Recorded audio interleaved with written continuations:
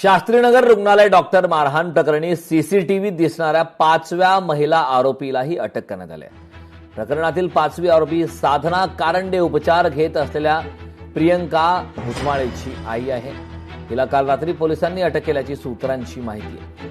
Doctor nurse मारहाण प्रकरणात हायकोर्टाच्या कठोर भूमिकेमुळे तपासाला वेग आला असून आरोपींवरील कारवाई आता अधिक तीव्र होण्याची शक्यता आहे. या संदर्भात ताजे अपडेट देण्यासाठी आपले प्रतिनिधी अशोक कांबळे आपल्यासोबत जोडलेत. अशोक, आपण पाहतोय की शास्त्रीनगर रुग्णालयात जी मारहाण झाली, या मारहाणीची चर्चा राज्यभर झाली आणि आता त्या सीसीटीव्हीत दिसणाऱ्या 5व्या महिला आरोपीला सुद्धा अटक करण्यात आली. काय सविस्तर माहिती आहे याबाबतची?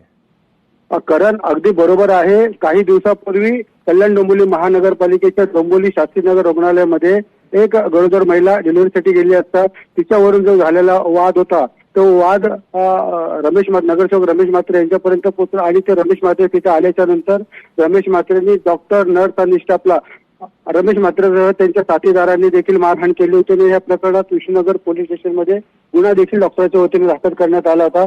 त्वरित पोलिसांनी 3 आरोपींना अरेस्ट केली होती आणि 4था आरोपी रमेश म्हात्रे हा मात्र फरार होता. पण काही दिवसांनी त्याला देखील हजर केलं आणि न्यायालयात हजर केल्याच्या नंतर न्यायालयाने त्यांना जामीन दिलेली आहे. रमेश म्हात्रे आणि त्यांच्या 3 साथीदाराला जामीन दिल्याच्या नंतर मुंबई उच्च न्यायालयाने ही जी कल्याणला दिलेली जामीन आहे ती फेटाळलेली आहे आणि झोमॅटो मार्फत त्यांना आज रविवार 5 तारखेपर्यंत स्थानिक पोलीस स्टेशनमध्ये हजर करण्याचे आदेश दिलेले आहे. मात्र ह्या प्रकरणामध्ये जी 5वी आरोपी महिला होती, ही महिला देखील त्या गुन्ह्यात होती. तिचं देखील नाव होतं पोलीस स्टेशनमध्ये. मात्र तिची मुलगी ही डिलिव्हरी झाली होती, त्याच्यामुळे तिला अरेस्ट केली नव्हती. मात्र आता ह्या उच्च न्यायालयाने, मुंबई उच्च न्यायालयाने आदेश दिला. रमेश म्हात्रेला आदेश दिल्याच्या नंतर पोलिसांनी सतर्क राहून त्या महिलेला देखील आज हजर केलेलं आहे आणि आता काही वेळातच तिला कल्याण न्यायालयामध्ये सुट्टीच्या कोर्टामध्ये तिला हजर करणार आहेत. करण, नक्कीच खूप खूप धन्यवाद या महत्वपूर्ण अशा माहितीसाठी.